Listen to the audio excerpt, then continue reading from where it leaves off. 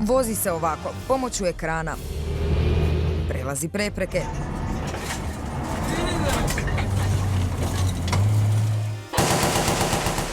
I tjera strah u kosti.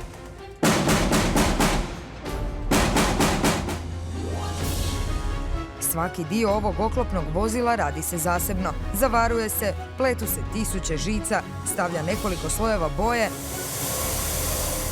pa se sve to sastavlja u cjelinu i testira. A cijeli proces kreće od... Iz ovog komada lima koji upravo gledate i na kojem ja stojim, stvara se ovo oklopno vozilo od 26 tona. Borbeno oklopno vozilo, takozvani BOV, jedno je od tehnološki najsuvremenijih vozila koje Hrvatska vojska posjeduje. A mi ćemo vam pokazati kako se proizvodi, dio po dio. Naša normalna dinamika je i već to više od godinu dana imamo 4 vozila mjesečno, odnosno kako mi volimo reći svaki tjedan BOV 1.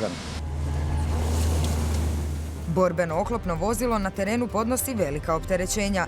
Ova mrcina od 26 tona pod pritiskom bi se mogla lako raspasti. Zato se i najsitniji detalji po fazama sastavljaju.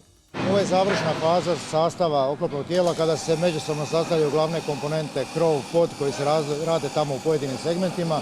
Ovo je završno kompletiranje i zavarivanje. Iza ovoga tijelo je spremno za ličenje.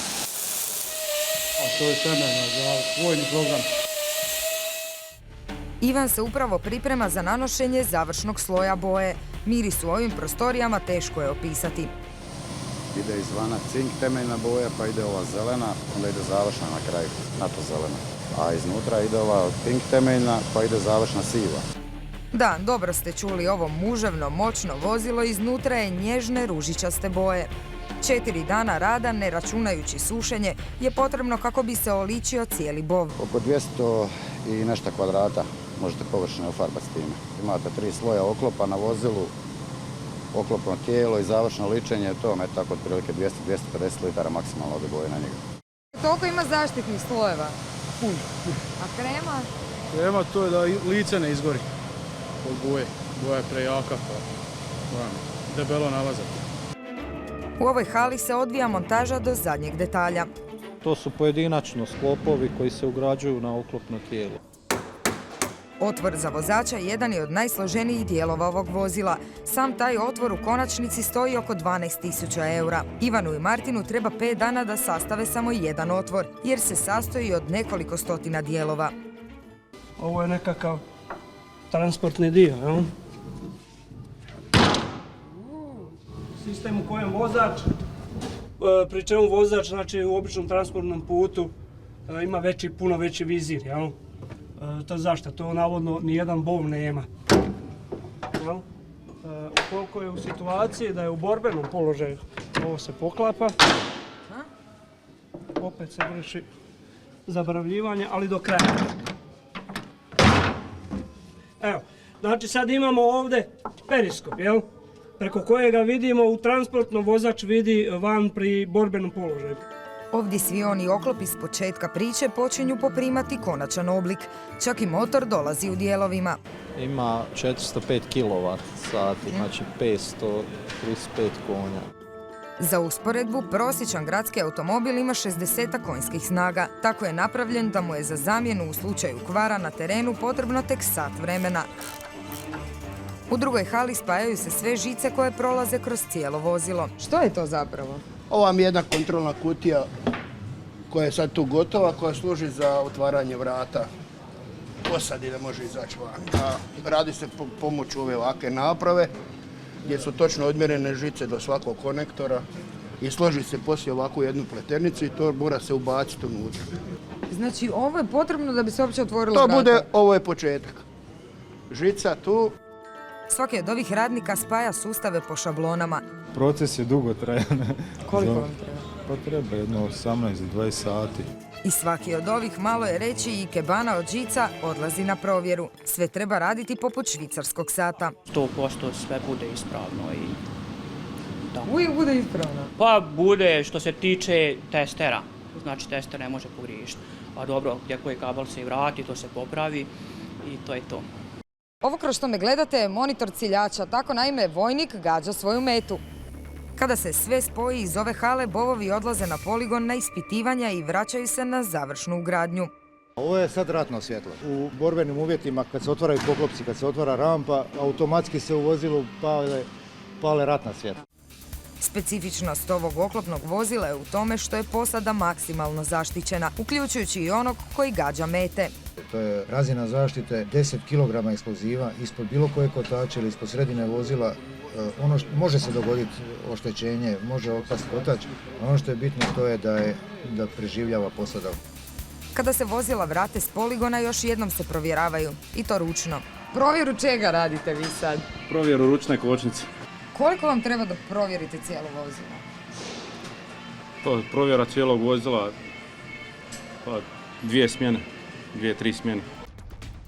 Nakon provjere još jedna provjera. Svi ispitivači su prošli obuku kako bi uopće mogli upravljati ovim vozilom, jer se vozi većinom ovako, pomoću ekrana. Vozilo savladava vertikalnu prepreku od 70 cm. Kao što vidite, bez problema. Na ovom poligonu nema ratnih scenarija. Ispituju se isključivo performanse poput zaustavljanja 26 tona teškog vozila pod ručnom kočnicom na uzbrdici i kretanja. Jako jednostavno, čak jednostavnije od auta. Automatik mijenjač je, kad skladate širinu vozila, to je znači možete s njim najlakše po cesti. A ovako izgleda jedno tipično ispitivanje. Mi smo upravo u jednom koji još nema ugrađene bočne kamere. Nemaš uopće osjećaj di ideš. I da, malo je klaustrofobično, a idemo na uzbrdicu od 70 stupnjeva.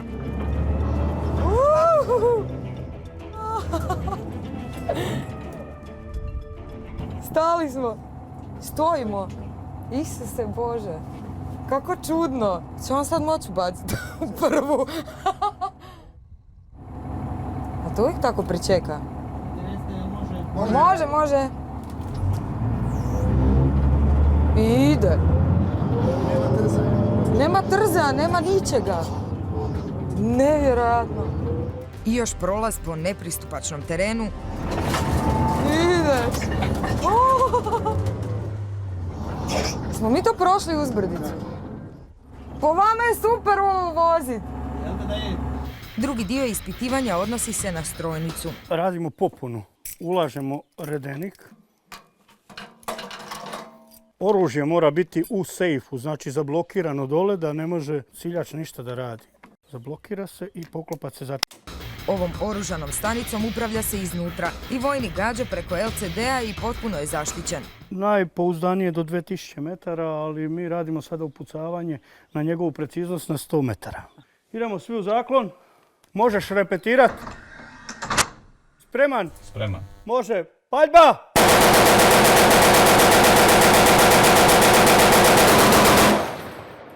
Oružje u sejf. Može provjera. Što mislite, koliko je metaka promašio? Odlično. Sve u kvadratu 130 sa 160. Pa može to fulat? Ne, jednostavno ne. I naprijed i unatrag vozi se pomoću ekrana koji je opremljen termovizijskom kamerom. Juri preko 100 km/h, a može i zaroniti u 1,5 metar vode. Koliko je spremni goriva? Sad mene to užasno snima. Da, pa spremni goriva je nešto manje od 500 litara, ali toliko da mu omogućuje oko 700 km radijus kretanja.